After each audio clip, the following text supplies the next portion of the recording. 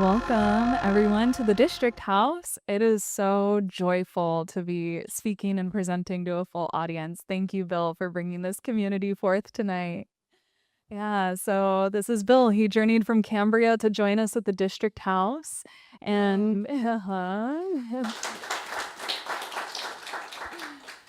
I'm going to call you a multi-talented medicine man. You can let me know if that resonates for you. Bill is a meditation teacher, an author, a psychedelic assisted therapist, and so much more. Today, we're going to go into a deep dive into his story of transformation, coming out of pain and suffering, and into wonder and awe of a new way of living. So I look forward to hearing more about your story as well as how you're supporting your clients today. So thank you for joining us. Yeah, my pleasure. Hello, everyone. Thanks for joining us. Yeah. So before we go into your story, a word that really stood out to me in your title, well, two words, wonder. And I would love to hear from you, like what in your life is so wondrous, and why is that a word that you resonate with and wanted to bring into your presentation today? Mm. Honestly, life is wondrous. Every single moment is wondrous. Being in the audience is wondrous. Seeing smiley faces is wondrous.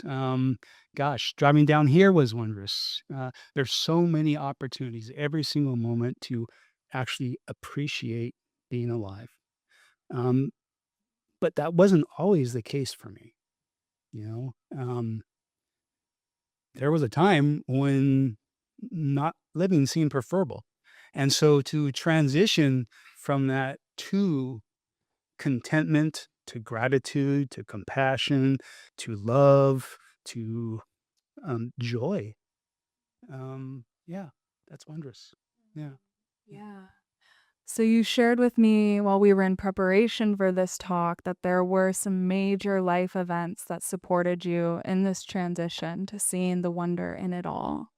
And I wonder, do you want to begin with the NDE story, or is there another starting point? Um, so it is beautiful to be alive, but that wasn't, always the case. There was a time when I was filled with rage and I was filled with shame. There was a time when I was, a functional alcoholic for a long time, addicted to um, tobacco for decades and decades. I was on the highest doses of antidepressants, um, and I just called that life. I didn't know that there was anything different. And so I just needed to decide, do I need to learn how to cope or do I give up? Um, I joined the military when I was 17. And I spent the next 31 years in the Army Special Forces, as well as many tours in the CIA, as well as time with the Department of Justice, the U.S. Marshals, and the National Counterterrorism Center. I mean, I spent my entire adult life pretty much either trying to kill or trying and sometimes barely succeeding in not being killed. And there was just so many things that happened that my nervous system wish hadn't happened. There were so many things that didn't happen that I wish my nervous system wish had. And it got to the point where um, it was just so exhausting, so tiring to live within my skin that not living seemed a preferable alternative. And then, you know, 12 years ago, at the height of of the point where I was feeling like I was sinking, because before that, I was treading water, and I was deployed to Central Africa to find and kill Joseph Kony. And halfway through that deployment, at the very height of that unhappiness, I was on a tiny little aircraft, flying from Central African Republic to from South Sudan to Central African Republic, and halfway through, both engines stopped working, and there was just only a few minutes left before the airplane crashed, and not li- l- dying was inevitable. There wasn't a choice. We knew that we were going to die. There was only 3 of us on the aircraft. Um, and so we couldn't leave the situation. We couldn't change the situation. So you either resist it and suffer, or you accept it. And for the first 30 minutes, or actually the first 30 seconds, I resisted that experience with every fiber of my being, because the only thing that left in life was a tenuous thread, was my 2 young children and my wife. And my death approaching meant their death. And that's how I experienced that. And as the airplane fell, something happened. And one moment I was unhappy, immensely unhappy. And the next moment, I was absolutely content. There wasn't a single thing wrong with the past. There wasn't a single thing wrong with the future. There was just the present moment. There was just life. And I was content, absolutely content. I'm reminded of the saying, the peace that passeth all understanding. And that I experienced that. And we crashed the trees. And then I opened my eyes. And within minutes, all of my unhappiness came back online. And, I was the exact opposite of who I am today.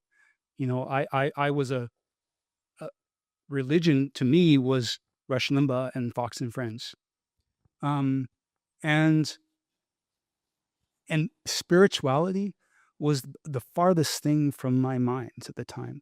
But I knew, all right, that something had happened, something profound had happened, and I didn't understand. I had no paradigm or concept. So it started me on a search, and I explored every religious and spiritual and humanistic tradition that said they had an answer to try to help me understand what should have been the worst situation in my life, but could have been the best situation of my life.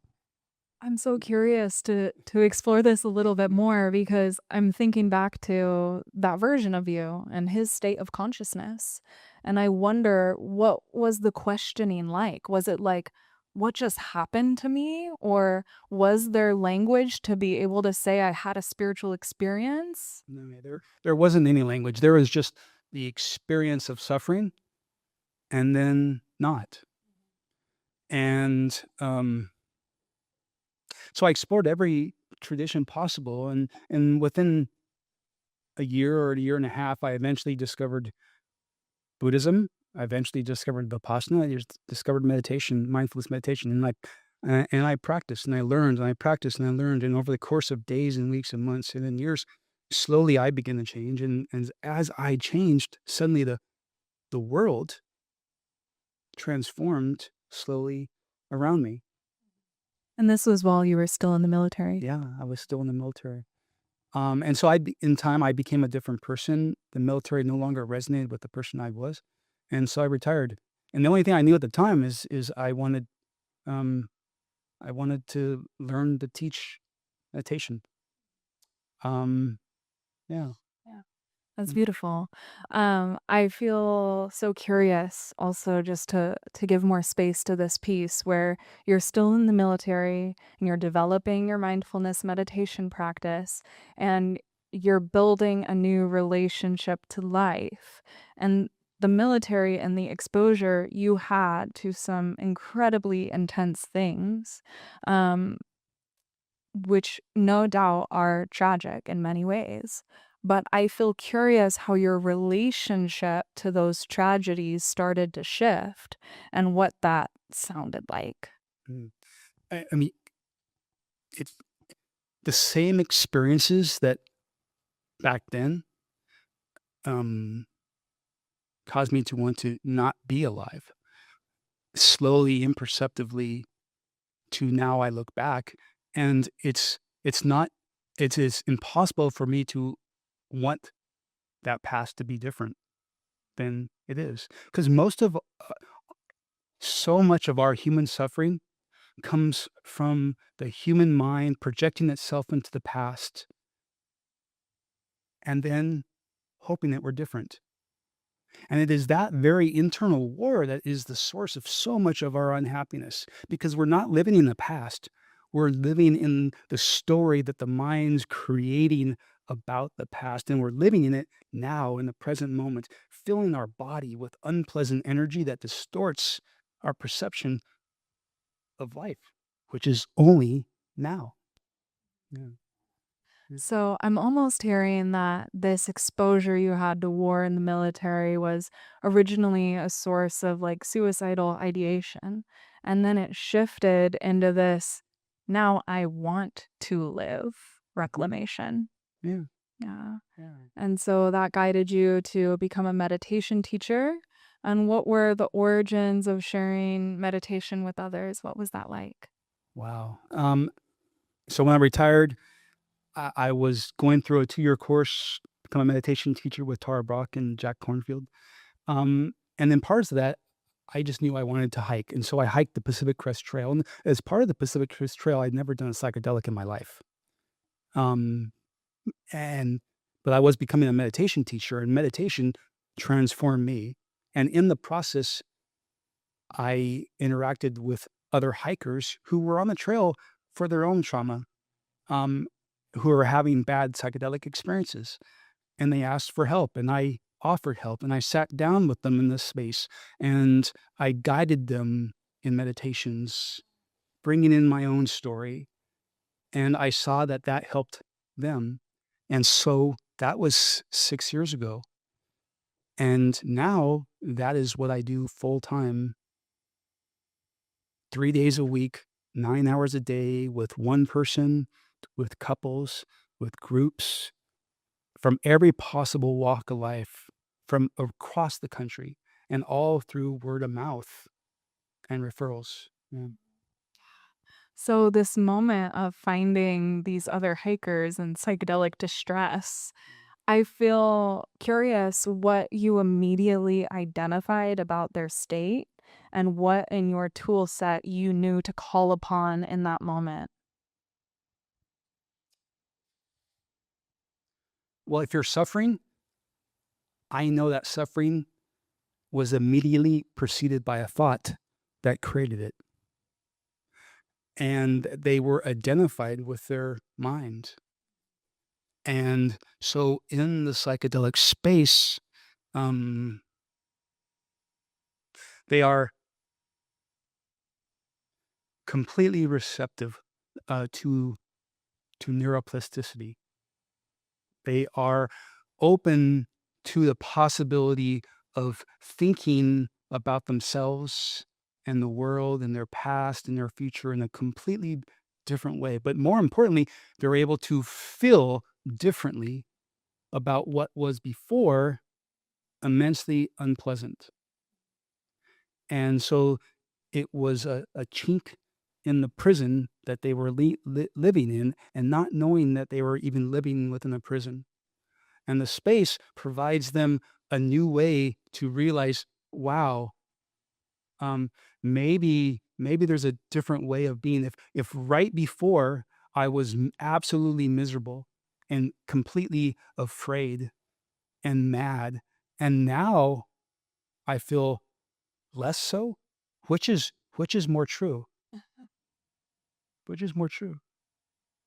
And so you're offered the opportunity to reconceive of your experience of life, and to realize that um, peace comes from disidentifying from the mind. And there's only one source of metric of success is the degree of peace that you experience from moment to moment to moment to moment. Mm.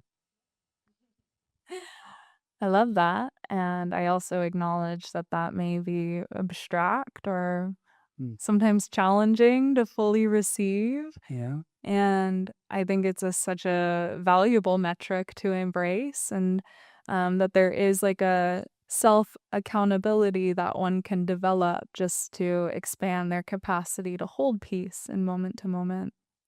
And as I was reading your title, the second word that really stood out to me was reorienting. And that feels important and significant to me in my own interpretation because it's not about creating a fixing of something that is broken. It is that pivot towards, as you said, what is most true through the metric of what allows you to hold peace. And so I imagine in your own mindfulness practice, you had that reorientation. And I'm hearing that this spontaneous psychedelic space holding that happened on the trail was the start of this new timeline. And when did you orient towards your own psychedelic journey, Mark? Well, I also, for the first time on the trail, had psychedelic experiences that I'd never had before.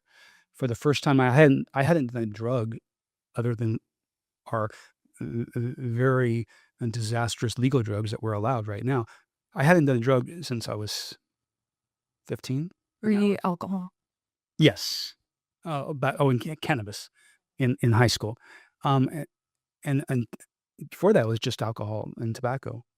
And on the trail, after I've already had a lot of my healing come from a meditation practice, um, I explored psilocybin, I explored LSD, um, and and intuitively began to think um, how these could be used in a space in the same time that you bring in guided and interactive mindfulness meditation, and all the same principles that helped me heal um, in the psychedelic space.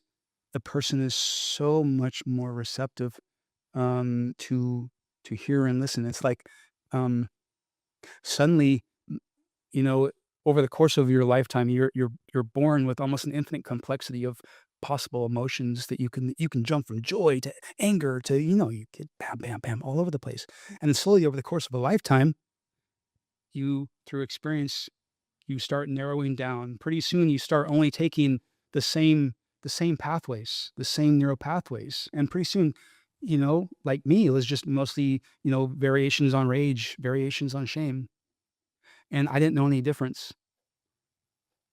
And the psychedelic space suddenly, in that space, opens up the mind's possibilities to so much more infinite capacity, and with a person who's been through lots of suffering and healing, and like I guide and interact with them to use their mind in very specific ways. So, you know, instead of just traveling down the routes of fear, of worry, anxiety, shame, distress and despair and depression and sad and grief, suddenly, I take them down joy. I take them down contentment. I point out, love, and they're allowed to experience compassion in that space. And so they establish the new neural pathways, because what fires two together wires two together. And in a psychedelic space, that firing together is powerful, powerful. And so the mind suddenly learns and learns, and it gives them hope. It learns and it remembers. Yes. Yeah. Yeah. And it finds itself back that. And so in the future, when suddenly they're just overwhelmed by fear, well, the mind remembers there's another possibility other than fear. There's a lot I want to revisit there, but I'm remembering the two fundamental questions that you spoke to me about before we started tonight. And they're about receptivity in a way. So, can you recall those two questions and talk a little bit more about the benefit of one proclaiming their authentic yes to these questions? Repeat the question. I I got lost there. Yeah, I don't know what they are verbatim, but it's something around, is there something you want to change and are you open to that change being Oh, possible? okay. So, um, I've learned that profound positive changes in our personality are possible. I've learned it through experience, all right, myself, and I've learned it through sitting with hundreds of people over the course of many, many years. And there's only been a few who haven't gone on to experience improvements in their emotional balance and mental harmony and self-control. And over the course of these years, I discovered that, one of if they can come with two questions answered, prior to, then the outcome is always going to be positive and very profound. And it's that, do I want to change? Is change needed? And is change possible? Okay. That's mindset. And if you come into that space with that mindset, all right, the possibility is infinitely infinite. Mm. Yeah. Yeah. And I'm curious your therapeutic process if someone isn't yet landed in their yes. Do you support them in any way in like uncovering what the limitation is that isn't allowing them to claim that fully? I mean, my process is, I mean, obviously because of the situation right now, is I only work through referrals, word of mouth referrals, and through collaboration with mental health professionals who have interacted with me, who have come and sat through a session themselves to experience the session, and who go back and refer select clients to me. So I never pull from anyone. They always have to be in that space where they're ready and willing to reach out and make contact. They have to make contact with me first. They have to ask. And that in itself shows me change is needed. And now, all right, y- change is possible because they've interacted with all the other clients who've experienced change themselves, or they wouldn't be asking with me. And so now the next is preparation. And preparation for what I call the day of transformation is one third of the importance of this healing arc. Preparation, day of experience, then integration. Yeah, tell us more where the preparation begins. I imagine there's a lot of mindfulness that one is to practice and embody in preparation. Um, well, it begins with a phone call where I get to hear from them, where I get to try to put myself in their shoes and understand what it is they're bringing, because who we are today, is shaped by our past. The imprints of all of those past experiences greatly influence our mental and emotional reactive, our personality in the present moment. And so to understand what it is they're conditioning that they're bringing, um, and then I share a document with them that I've tried to answer every possible question that every client has ever asked of me with them. Because most people, they just know they're unhappy, or they might not even use the word unhappy. They just know something better is possible, but they don't have enough to look inside or to try to understand or articulate it. So they often don't even have no questions to ask. So I share a document with them. I ask them to read it, and I say, when you're ready and you want to proceed, then recontact me. And then we have a conversation where I share my own story, my own journey of suffering and healing, um, to give hope. Because, you know, I was pretty messed up.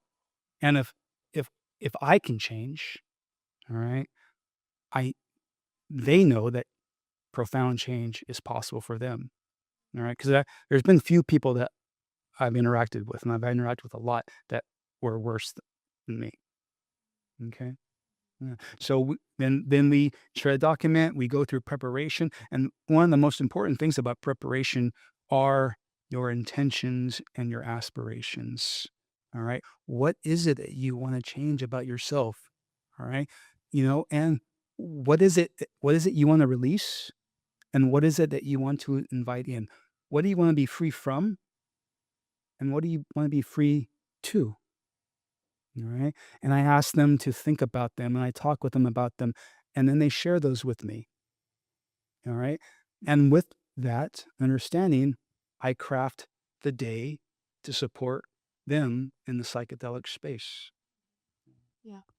Something that stood out to me, and Bill generously shared his very comprehensive preparation and integration documents with me. And what stood out was what I'm going to call a very transpersonal approach to receiving emotional experiences.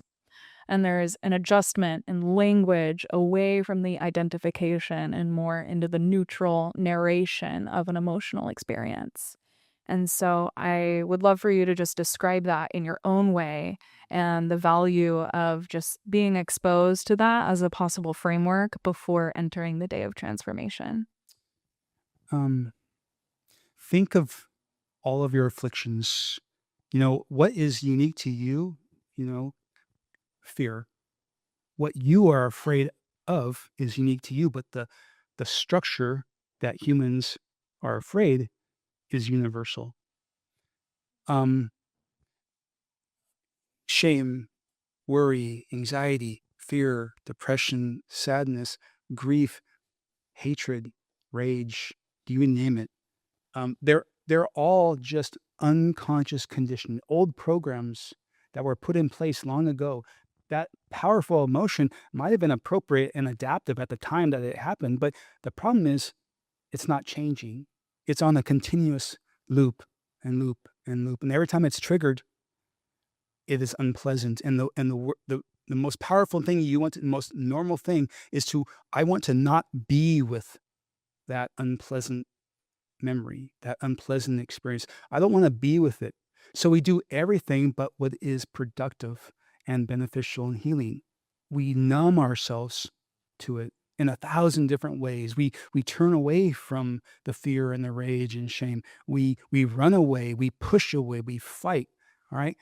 All of those are natural and normal, but they're counterproductive. So the whole practice of healing is learning, which is mindfulness, all right, is learning how and developing the capacity to turn toward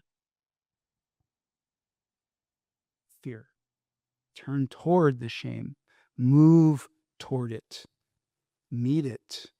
All right. At the very least, all right, don't fight it. And if you can meet that powerful emotion with unconditional love, it's healed almost instantaneously. But that's a very challenging and difficult thing. So it's all about the process of moving away toward moving toward. In 1,000 different words, you can, and it depends on the person, what resonates with them. And that is most of the day. All right. I spend is is helping them to bring up and to hold in a healing way a powerful emotion and learn that they can feel fear without being overwhelmed by the fear. To feel shame and not be overwhelmed by the shame, and sometimes, amazingly, to feel grief and to allow yourself completely to feel the grief and go, oh, and suddenly the burden's lessened. Okay. And so that's the practice of transformation. Um, and that is one of the most powerful things that a psychedelic can do. It gives you the capacity to be with what you normally can't be with, because what we resist will persist. The strong emotion that we fight, we are unintentionally giving it strength. And so the more we resist and the more we fight, the more powerful it comes up again. And the more often it will come up again. And it will just continue and continue until you want to give up. So now it's starting the process in reverse, which is healing. Totally. And a definition of healing that I really value is to become whole. And when we think about all of these emotional experiences that we deny, repress, or turn away from, we're creating separation within ourselves, which is this internal discord that you were describing earlier. And so I see and I know the value of turning towards those parts and welcoming them home into the heart of wholeness. And that is healing. And psychedelics act as an accelerant for us to remember that process that is inherently true. Yeah. So let's just say this amount of healing, all right, in traditional Western modalities, it might take decades, if ever, to heal. All right. And that's with a good therapist. All right. With a with a mindfulness practice, that same amount of healing that took decades might take years. All right. That was my experience. You bring it into a space where you have an experienced meditation that can guide you and interact with you. It might take a little less time, but you bring in a psychedelic, okay? You into that space, right? Guided and interactive mindfulness catalyzed by a psychedelic, and the same healing potential that might take years and decades, you can experience within 1, 2, 3, 4 day-long sessions. And I've seen it over and over and over again. Yeah. So you shared about the process of inviting your clients to identify their intentions and aspirations. And being that these are often folks who have experienced major trauma, what type of intentions and aspirations do you hear most often in this work? Um, that's one of the things that I mean, I work with veterans and first responders and the elderly that with end of life diagnoses and the realities of aging. I work with women with childhood sexual trauma and men with childhood sexual trauma. I work with couples who are trying to rebuild trust. You name it. I work with entrepreneurs and business leaders and you know, I I I modify my language to resonate with the person, but the afflictions are universal. And you know, it's about the past, it's about the future, it's about the present moment, and they're all words to describe the mind's resistance to it. If it's in the past, it's about shame and regret and non-forgiveness and grievance. Um, if it's in the future, it's about fear. It's about worry. It's anxiety. It's about terror. Right? If it's in the present moment, it's about anger. It's about annoyance and irritation and frustration and irritability. Almost universal. Those are, it's about sadness and grief. Um, and so it's like no matter who the client is, I see the same patterns over and over and over again because it's not so much important about the content, what you're sad about or grieving about or shame about or fearful about. It's the structure of fear and sadness. Um, that's universal. And that's what we can work with because Western psychology, it's all about the who, what, when, where, why. It's like pulling out the grist and trying to figure out the story. Right? That's like saying, I wanna find the arsonist when, the chief of police, and I wanna find the arsonist when the arsonist is the chief of police. It's like, if the very same mind that is creating the suffering, all right, wants to heal the suffering. That's Western psychology, all right? The story is of secondary and tertiary importance. It's about your experience right now. What is your experience right now? And can you have a healthy healing relationship with that experience? Yeah. So I'm hearing that it's like not about the stuff. It's about the relationship to how the stuff makes one feel. Absolutely. Yeah. So in mindfulness and meditation, people go into it thinking, I want to meditate so I can be happy, be less stressful. And, I want to be more content. I don't want to feel angry and fearful. And those are beneficial. But you get to a point where you understand meditation isn't about changing your experience. Meditation is about changing your relationship with the experience you're having. It's because it's the relationship that you have with the experience that is the source of the unhappiness, not the experience itself. The experience itself is just pleasant, it's on a continuum of pleasant, unpleasant, and neutral. Okay? It's your relationship to the experience, the degree that you resist the experience. That's where suffering comes in. Yeah, I'm laughing to myself because what you're saying is truly advanced material. And I'm just remembering to when all of this was new to me and how impossible it was to believe that this could be a way. And I resonate a lot with the words preferable. And I heard you say that earlier too. It's like a lot of our sensations and felt experience can be less preferable. And then how do we hold that? Can we hold that still in receptivity and open heartedness and remember our peace from there? And I want to revisit the medicines that you named because it's unique, the order that you name them and the way that you work to them. And I can't say that I've spoken to anyone else who uses them in that same way. So I wonder how that protocol has come to be. And perhaps for folks who aren't super familiar with all of those compounds or methods, like what the core qualities of each of them are and why you stack them in the way that you do. Um, I like to divide it up our experience. Um,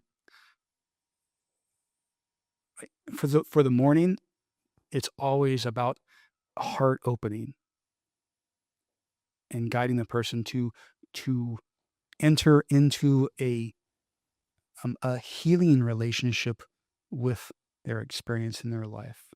All right, to slowly learn, um, not to that your suffering comes from you're fighting it, and so MDMA lowers all of those normal human programs that are the source of our unhappiness. All right, the fighting, the resisting, the pushing and pulling, the running away. It gives you the capacity, all right, as long as it's prepared correctly and responsibly and ethically, and you prepare a client to go in and what to expect and how to deal with it. It is um, it is immensely powerful as a way to help a client move toward and open up and to no longer be in an adversarial relationship with your experience. That's almost every morning is that. Okay. And then the afternoon for like ketamine, I call it identity expanding. So much of our perception of our quality of life, almost all of it, comes from somatic sensation in the body. We don't, it's so prevalent that we don't even know how important it is. It's like if I didn't have a body and I just was able to plug in and I could sense your suffering, but I couldn't feel it, it would have very little impact on my quality of life. It's only because I can feel the unhappiness in my body, the valence, the arousal, does it come in. And so much of our identity comes from that feedback of the body. And so we go in from a morning of heart opening. And after 3 or 4 hours of heart opening and guided interaction, both eye shades on and music and nature, and you just open up, then you go into an experience where you drop a physical body and you become a energy essentially. You become a energy being and you enter just mind.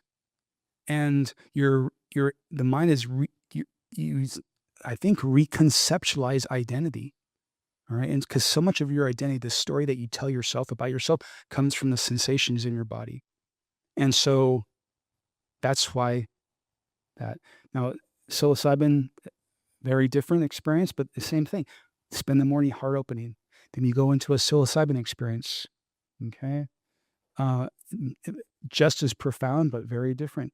Then the next one, you go into a 5-MeO. And for the psilocybin, does Yeah. the dosing vary depending on the It individual? depends on the person and their trauma. Rarely will I do a very strong dose. Um, Usually between 3 and 4 grams. I also get a very clone, very special strain from a grower in Colorado that can't be grown naturally. And so everything I offer is something that I have personally experienced myself, just so I become very intimately familiar with it. And it's very positive because one strain of mushrooms can be very dark. And another strain can be all about joy and love and openness. And so I always go to the second strain. So the second one is psilocybin. The third one is 5-MeO-DMT, which is, I believe, in energy medicine. All right. Um, and so all of these, we live within the matrix. We live within the prison of our own experience that the mind is constructing every single second of every single day, and we don't even know that we live inside this prison. And all of these medicines give the person intuitively um a little that the reality of that prison becomes a little more tenuous that they're living in. It's like you're breaking out chunks in their conception of the prison of fate, rage or shame or fear or disgust or hatred that they're living in. Suddenly, they come to the space and they bring all of their problems. And I sit down with them and I say, please tell me. I meet them where they are and say, tell me your problems right now. What are the things that are the reason for your unhappiness? And every person can say, it's this and this. If only this were different, then I could be happy. If only this were different, then oh, if only this were different, if only. They're all just arguments about why I cannot be happy now.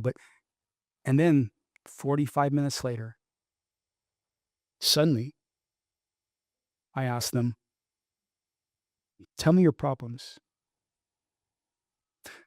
And almost universally, all right, maybe not 100%, but drastically reduced. They're like, holy shit. I I I, I don't know. I don't have as many problems as I did before. So which is more real? The person that was filled with problems 45 minutes ago, or the person suddenly that is laying on a zero gravity chair listening to very spiritual music, in underneath a redwood tree, and content and at peace and feeling joy and compassion and love and forgiveness. So what does that tell you? It tells you your problems aren't out there. All right. The problems are, by definition, a construction of the mind. The mind is the magician of the problems that we say are out there, and that is giving me my unhappiness.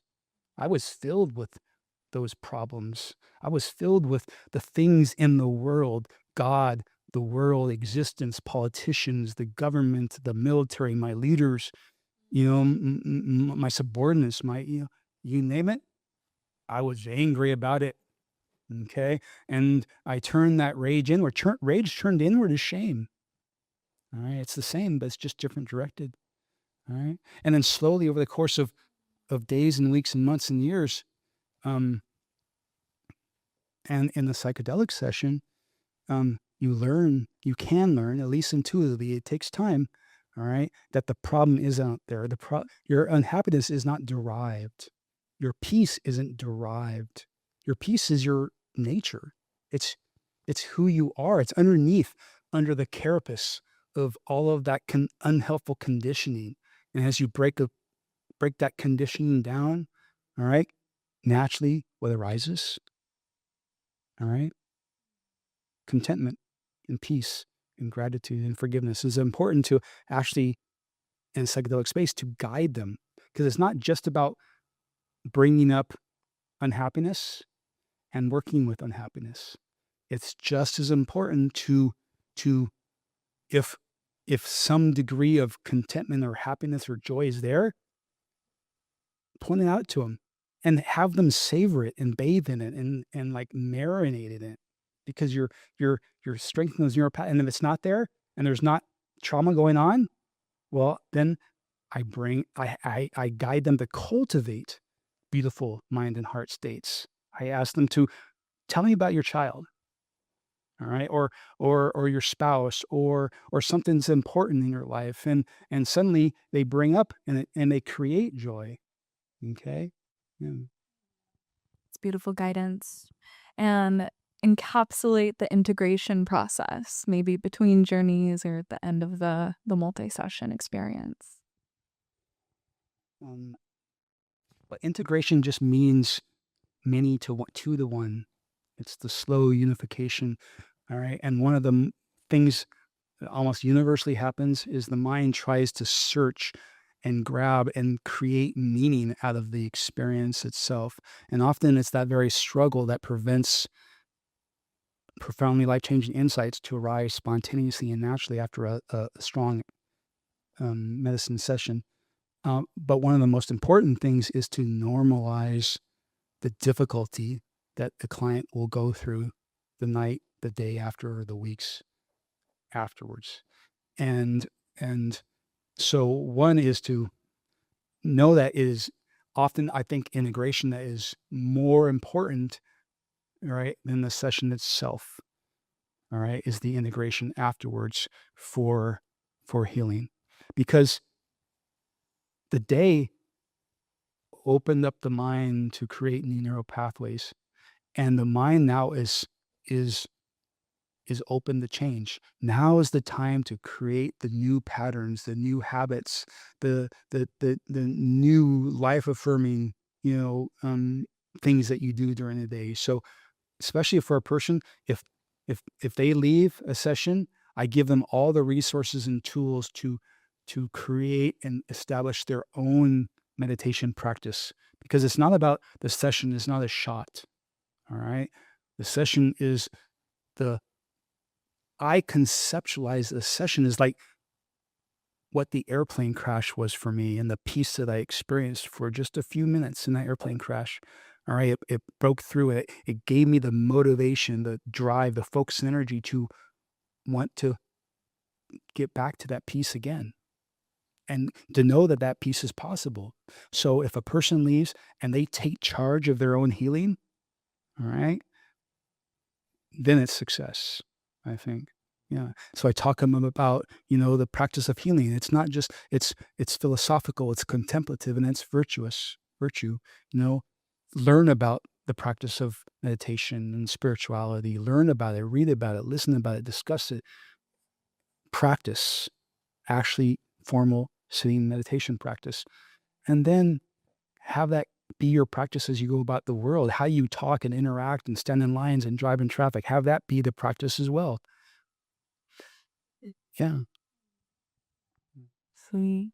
Well, thank you for all that you've shared, and I want to give ample space for the audience questions as well. Is there anything you want to say? Any additions before we turn it to the audience for Q&A? No, no, no. I covered a lot, and I'm an open book, so don't feel like you can't ask me something. Yeah. Thank you, Bill. My question is about aftercare, and do they stay in contact with you, or is there integration with, say, their therapist, or walk me through that, if you will. Well, I want to make sure that they know I am. I am not a. My role is not as a therapist. I am not their therapist. I am. I am their guide. I'm a meditation teacher and instructor. They know that, and part of it is I am an open door before. I'm an open door afterwards, and I will in aggressively 1, 2, 3 times connect with them, call with them, talk with them, send emails to them. But after a time, I it becomes they need to reach out and pull from me versus me reaching out and pull from them. Yeah. And so through the thing, I will always check in. I was always talk with them. I'll have conversations with them. If they need help, I will be available for help, and I will do everything I can to give them help. And you allow that timeline to be determined by them. Yeah, by them. I mean, I will the first and second or 3 times over the course of probably the first week, send text messages and calls just to check in, give them resources, have them share with me text messages. But after that, then I kind of depend on them to ask. Yeah. Hi, Bill. Hi. In this day and age where there's people's conceptions about psychedelics are changing a lot, you read a lot about it, podcasts and laws are changing. There are no formal programs. There's not a bachelor's degree in psychedelics to heal people. What advice would you give to somebody who's looking to explore becoming part of the community of people that turns towards psychedelics and meditation to promote healing? Explore spaces like this first. Read, study, learn, and find opportunities to explore psychedelics yourself. All right. In I would say therapeutic, not as an escape. That is so important because the same psychedelic, um, it can be counterproductive. The exact same psychedelic in the right intention and the right space and the right mindset can be 180 degrees opposite. So to explore, I would say psychedelics responsibly and always have a person with you. And I mean, there's when I started off this, I had no clue about. I had psychedelic experiences.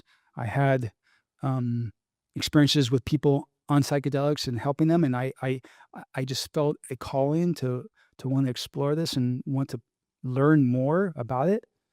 And so I just started asking questions, and slowly one person introduced me to another person, and then I would go to the space and interact with other people, and that were familiar, and ask them, and then pretty soon now 5 years later, you know um, I'm here. So um, it's just motivation, I guess, and especially now I get so many opportunities to get the information and the experiences that you want, in a way that's, I think, responsible. Yeah. Thank you.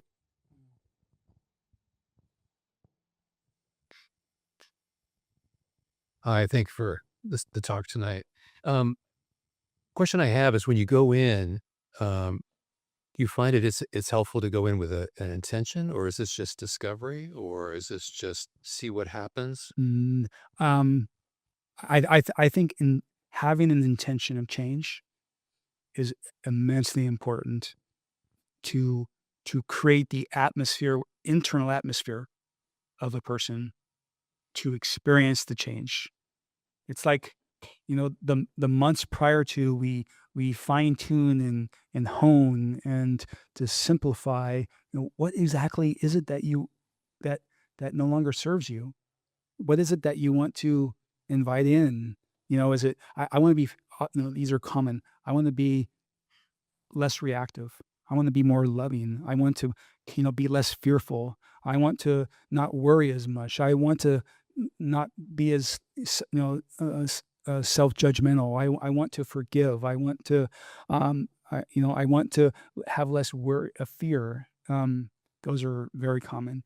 But at the same time, for every thing that you want to be free of, there's a free too.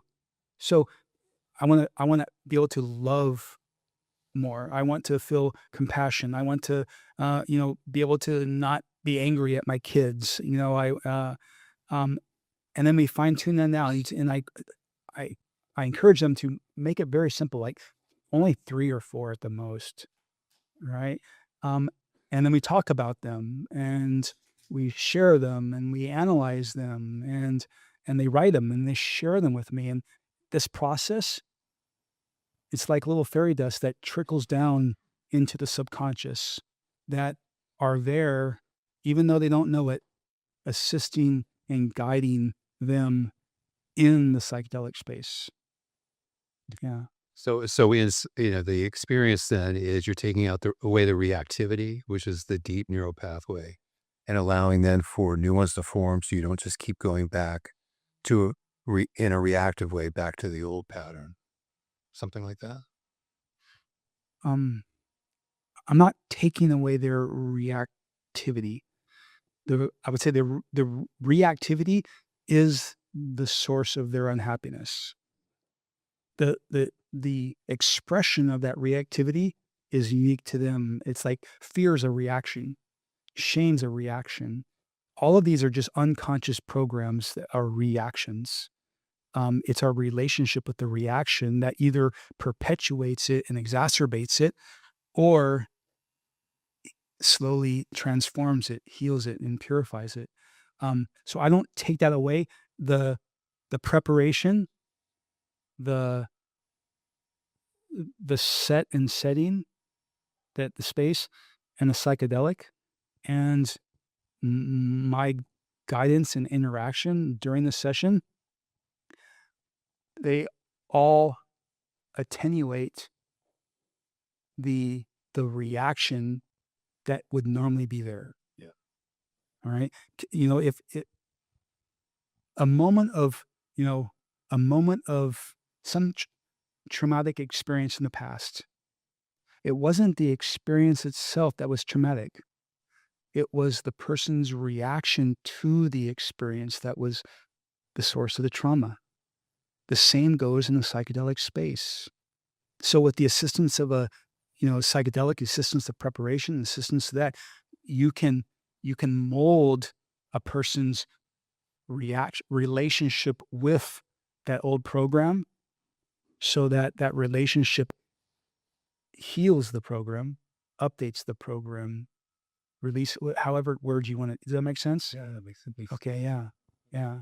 And the more you can do that during the psychedelic space, the more that you provide that program new real-time present information, so it becomes less powerful the next time. And Hello. hello. So I'm curious if you ever refer to like the ego self, and especially, you mentioned how unhealed trauma and being stuck in the past causes our suffering.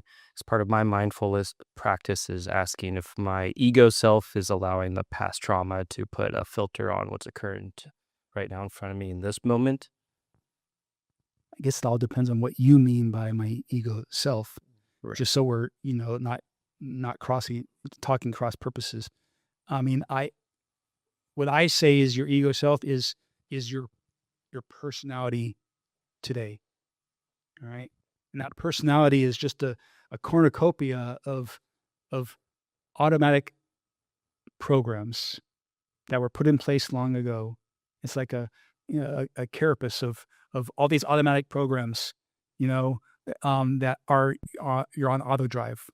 But there are a few moments where a situation is so unique that there's not a pre-programmed response, mental, emotional, speech, or behavioral reaction that applies to that. Those are the moments where we have greater choice. So that's what I call your personality.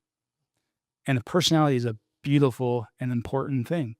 But we all have personality traits that no longer serve the person that we're becoming. But it's important to realize that that personality is not who you are. That personality is just your unique conditioning, and underneath that personality, all right, that's who you are, and it's about learning not to be defined by the personality, all right, and to realize that freedom is possible.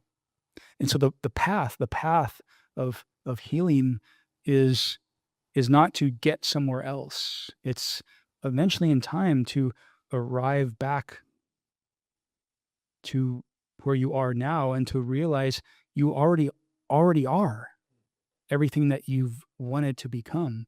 I love the four quartets, little Gideon. It says, I'll never stop exploring, and at the end, I'll have arrived where I begin, and I'll see the thing for the very first time.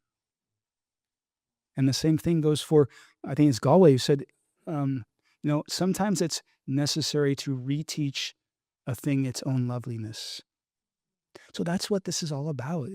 It's realizing that all the things that you've been searching for are already here. It's a matter about uncovering it. Yeah. Amazing. And you touched on somatic feelings in the body. Just out of curiosity, in any of the sessions that you facilitate, have you ever seen a big somatic release of trauma that was rather lasting? There's people in here that have had it experience themselves. I'm not going to call them out. They want to share it. Yes, but yes, absolutely. I mean, yeah. I mean, there's so many where just one comes to mind.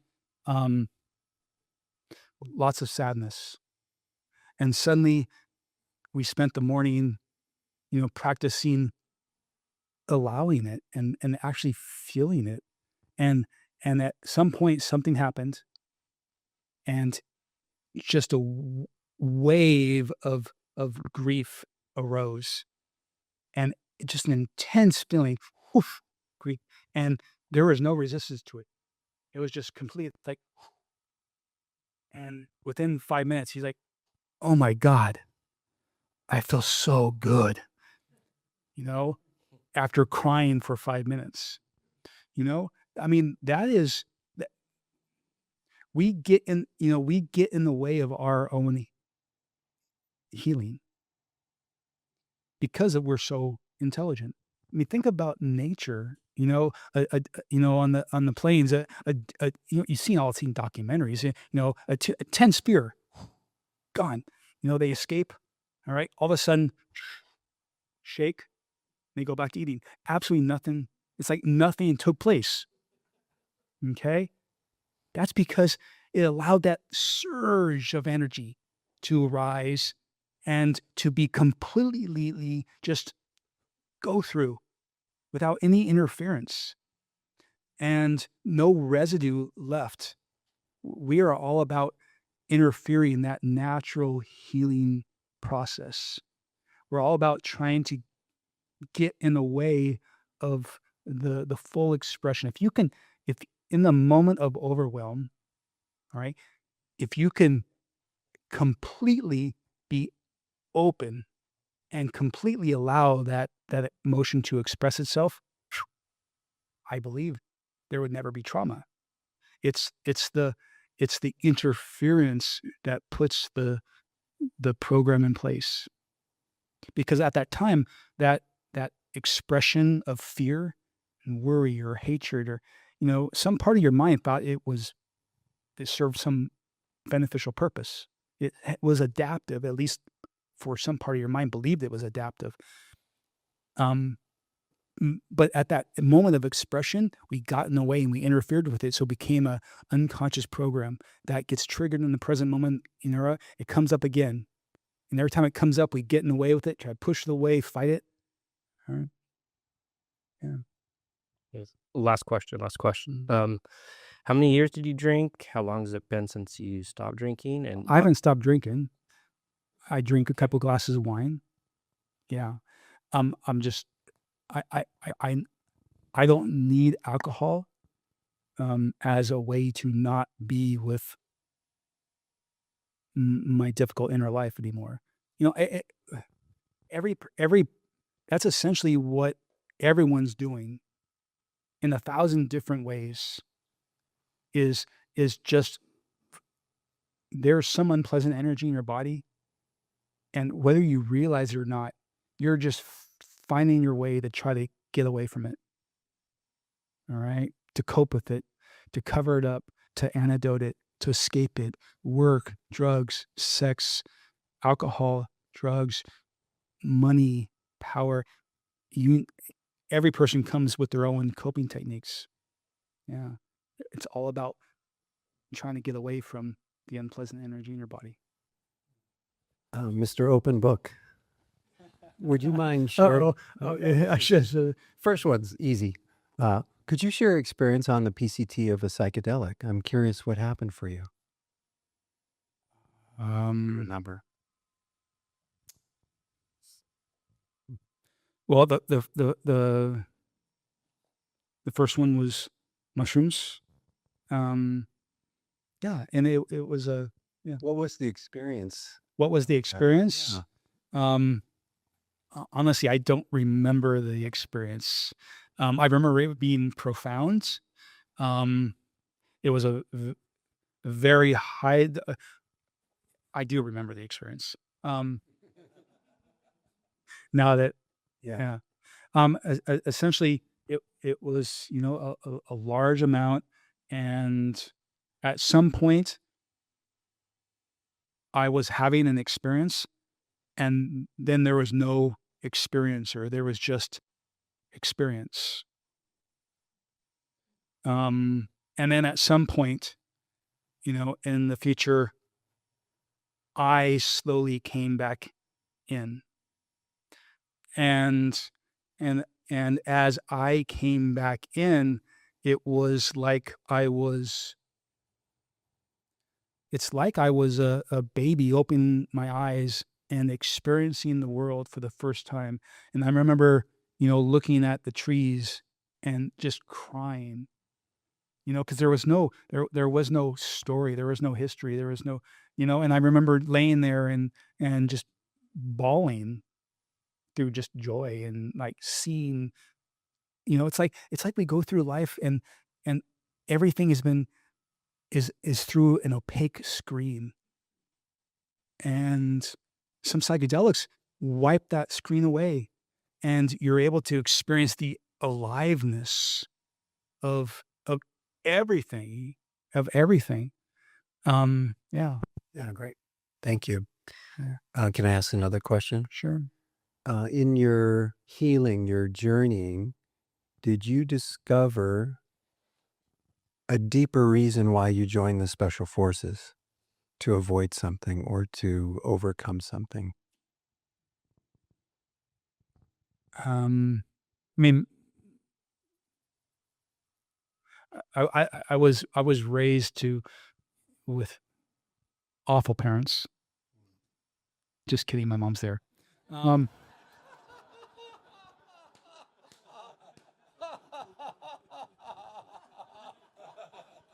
all right.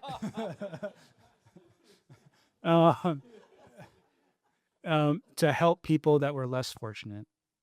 Um, and and for me, for some reason, I went through high school searching for myself. I went from alcohol, marijuana, to born again Christian, to hard rock, to eventually I did. For some reason, I joined them. I don't understand why I joined the military, but I did. But I think it was just trying to find myself and to try to make a difference. So I was like, I was in the Peace Corps, but with a gun. And in the process of being in the military, um, I know it's hard for you to understand, but yeah, I believed I was helping people that were less fortunate. I mean, my entire life, I have like dozen or more combat deployments around the world, throughout Africa, filled with people that are struggling and are having, terrorism and warlords and corrupt officials and that's just the way that I knew how to make a difference in the world. But in the time, meditation changed me, and that no longer resonated with me. Um, and that transferred to this. And this is all just this completely unplanned. There, absolutely. I mean, absolutely. It literally started. I felt peace, and I wanted to find a way to get back to that peace. And I found meditation. I explored, every tradition, every religion, Athenian philosophy and Stoicism and skepticism and Pyrrhonism. I explored, Hinduism, and I explored Kashmir Shaivism and Advaita Vedanta, and I explored Judaism and Kabbalism, and I explored, Buddhism and Zen and Dzogchen and Mahamudra, and eventually I discovered Vipassana, and it is a very pragmatic, very this world, this life approach. It was essentially a training regimen. All right. Instead of running faster, instead of, walking with more weight on your back instead of shooting. I was exercising, but it was teachings and practice to train the mind. I mean, all of those traditions are saying the same thing in 1,000 different ways to different people, different cultures, and different languages, and different time periods. They're all saying the same thing. Essentially, they're saying that the mind is the source of every single thing that you experience. Everything. The mind is the source. If you can find the way to change the mind, you can change the quality of your experience. And psychedelics, done right and done responsibly, is a powerful technique to change the mind. Yeah. Thank you. I just want to reorient you that you are still working with special forces. You're not former. Yeah, I'm just in a different insurgency now. This will be our last question. So, for those of you who don't know, I'm a client of Bill's. I'd been suffering for a very long time before I reached out. In fact, one of the biggest things that's prevented me, I mean, obviously, other than my own shame and my own hurt, but I didn't know. I mean, I'm retired Army, okay? So I didn't know how I felt about spending a day with the Special Forces, Bubba, in the middle of the woods. I didn't, there's some security issues involved for myself. And also, I mean, understanding the kind of trauma that I had personally been through, it was really hard for me to be alone. It was really hard for me to trust someone. So it was really hard for me to trust someone out in the middle of the woods that I didn't know. Now, my psychiatrist had been recommending Bill for the better part of 6 months. He was like, bro, you need help. Like, you really need help. And it wasn't until I finally hit rock bottom. Like the night before, I had to give my mom my 9mm because I was afraid that I was going to kill myself, blow my brains out in front of my own kid. Okay, that's how real this was for me. Okay, so if there's anyone out in the audience who thinks that this is like, I don't know, some kind of, pixie dust or whatever, that is not the case at all. And so the reason I bring that up though was because what would you tell someone who, has trust issues, who has been suffering and finally is starting, okay, I know I needed to see you. I had hit rock bottom. I was in the middle of the parking lot at the Ventura VA when you and I spoke for the first time. And so again, what would you say to someone like me who didn't know anything about you, coming to see you, in terms of like, hey, I don't, I've got trust issues, like I don't know if I'm going to necessarily feel safe in this environment. What would you say to someone like that who's coming to visit or contemplating visiting you? I think that's one of the powerful things about my protocol is a person doesn't come to me unless they're referred by someone that they trust.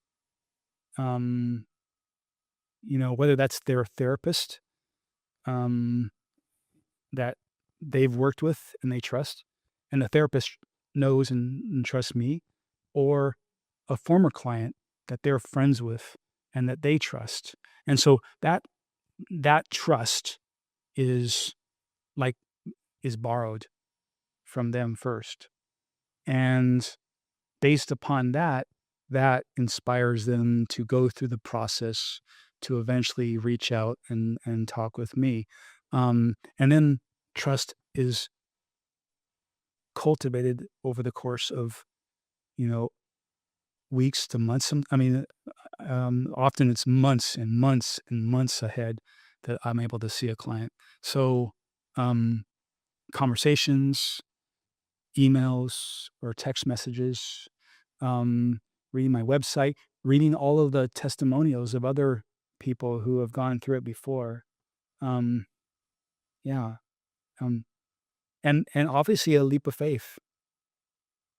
Yeah. A huge leap of faith is needed. But, sometimes it's absolutely, we are all living in a dream. And for most of us, that dream is, I won't say equal parts good and bad. Often it's more bad than good. Sometimes it's necessary to have a nightmare to wake up from the dream. And that's kind of like what this is. Sometimes you need to hit rock bottom to force a human mind to take the steps to get out of their routine, the habits. Because I found that I would rather have suffering that I know, the human mind. I'd rather have the known suffering than the unknown possibility of less suffering. For some reason, that's just how the human mind works. But it's true. Um, and so, what's funny is like, do I continue or? Yeah. I started out with veterans. That was 100% of my clients. Then it became first responders and veterans. And then it became women with childhood sexual trauma. And then it became, elderly. Then it became, I never intended to, especially I found that maybe it's because I'm a guy and sort of masculine. And then a female comes in who's recommended by another female to sit with me. I think that's part of the healing in that space. Yeah.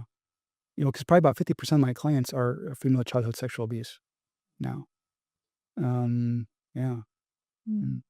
I'm not sure. I kind of got off tangent there for that question, I think. I don't even know who's. Oh, yeah. You're good? Good? You're like, sorry, man. I started you on a roll. Shut up, Bill. Thank you, audience. That was awesome. Bill, we have a few more questions for you, and it's from our Change Your Lens series. It's a series of questions that I ask every guest, written by Jacob. Everyone gives me so much credit for these questions. They're always like, those were the best ones. And I'm like, those ones weren't me. My invitation, Bill, is for you to say the first thing that comes to mind. You don't need to overthink these. Just trust your channel. Trust my channel. Wow. Profound positive change is possible. Absolutely. Every single person. There's not a single person. The mind is infinitely capable of change. And I've seen it over and over and over and over again. All right. You just have to believe change is necessary and believe it's possible. All right. And the mind is a learning machine. It's a learning machine. You understand how it learns both the negative, right, and the positive, and you have the power in your own hands to change yourself. Beautiful. A few more questions for you. Okay. I forgot to put my microphone up too. Who has been your greatest influence and why? Gosh, probably my wife and my kids. Probably, yeah.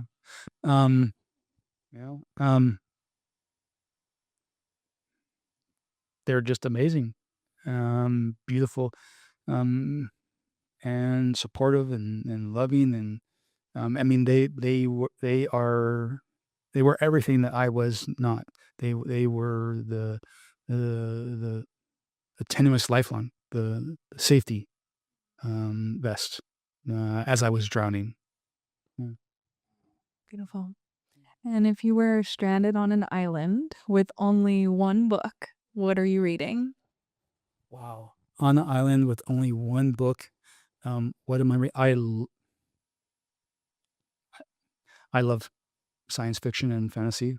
But actually my favorite book right now, all right, I love it, is Tattoos on the Heart. Yeah. And that's a Christian Jesuit working with inner city gang members. All right. That's one thing that's really weird, that how this transformation, I went from the complete anti-religious, I was the epitome of non-spirituality, antithesis of, and now I like poems and yeah, reading Mary Oliver and Rumi, and you can hear the same wisdom, all right, over and over and over and over again. As long as you pull away the the the the human mind, the top, you can hear the same wisdom from every tradition. Yeah. And on this stranded island, you're able to listen to Oh, one oh, album. Ender Game. That was the one I liked. Okay, sorry. Stranded Island, Sorry. one album. One album. Gosh, honestly, I don't listen. Oh, that's not true. I Smith's Louder Than Bombs. For some reason, it's just I like alternative from Trust your channel. 80s. Yeah, yeah. If you could have a psychedelic experience with anyone, dead or alive, who would it be, and with what psychedelic? Gosh, I would love to be in nature on LSD with the Dalai Lama. Yeah. Beautiful. And do you believe that the human experience of life on Earth is a simulation? And how do you define simulation? Simulation, no. I believe that I have faith that there is an objective reality out there, but I can't know it. I can only know my reality, my simulation that I'm living in. And I can only know the objective reality through inference. So if that's true, if I'm living in a simulation, why not make it the best fucking simulation in the world? All right, that's freedom. Yeah. What is your perception of said afterlife? And do you feel that psychedelics have influenced your perception? Honestly, I don't know if there is an afterlife, but I think more importantly is feeling alive in this life. That's more important. And more importantly, for some reason, near-death experiences and psychedelics have made me not afraid of dying.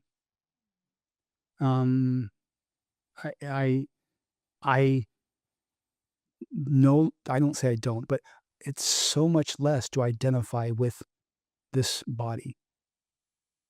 I feel no longer as separated or distinct or self-contained as I once did.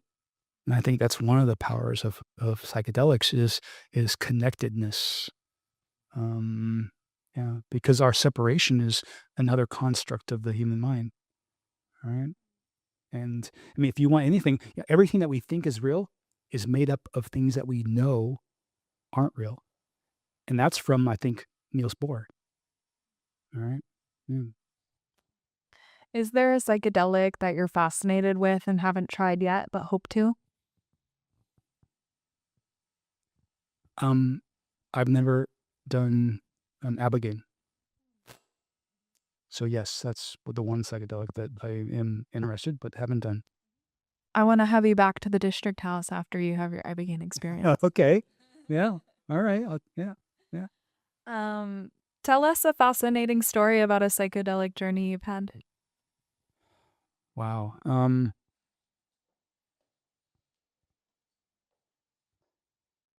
Probably an extremely intense moment of 5-MeO that I wasn't prepared for. This was probably about 6 years ago. I asked for it.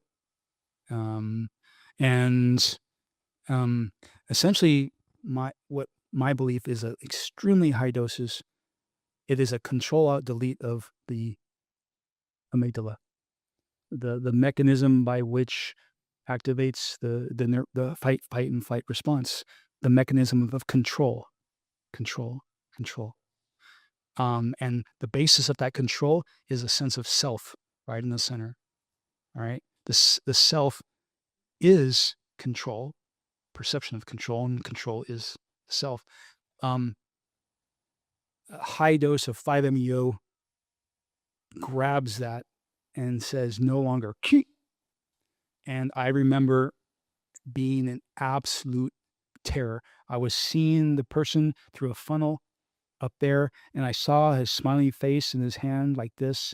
And I remember as if I was at the bottom of a well and dying, and I was asking for help like this. And then it passed and ended, and my ego, myself didn't let go. But and to the degree that we resist is the degree that we suffer. And that self, it wouldn't let go. And I was, and so I remember coming back into the space and actually perceiving and noticing my, almost like a software program starting up again, like a dimmer slip, and slowly coming back in was my past and the future and the present moment all stitched together, just a little bit of time, and suddenly feeling heavy and sad and going from peace to not peace and watching it come back in. And that was a profound experience for me because it showed that how the sense of lackness that we feel is in the background of our lives, that is so hardwired into being a human being. There's something in us that says there's something that needs to change right now, in my experience, to be happy. And if only I did this, if only I rearranged the world in certain ways to keep unhappiness away and bring in unhappiness, if I find the right configuration, then I could be happy. And yet, no matter what you do, that sense of lackness is always there. And the practice is learning that it's not the rearranging of the world out there. It's happiness is intrinsic to all of us. Yeah. We just need to learn, all the suffering in the world is from people who are trying to be happy and not be unhappy. That's all the suffering. All right. We don't know the first thing about it. All right. It's about the process of learning. All right. What is the true means? Yeah, that sets us up perfectly for my final question. In 60 seconds or less, can you please describe the nature of consciousness? Wow, that's the nature of consciousness.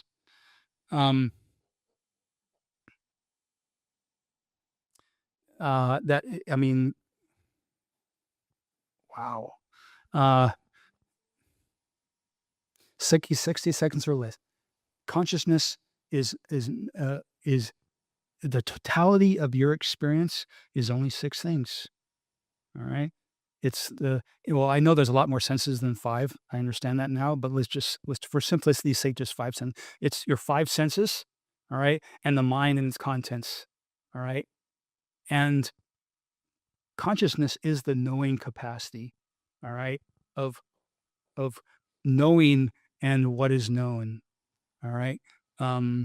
It's possible to be a knowing capacity without an object of knowing in very rare drug and meditative states. But you can learn that consciousness is a construction. It's a fabrication. It's a simulation. It's a representation that you are quite literally living in a dream. And if you know that, it's amazing to play. Yeah. May we all awake into that truth. And,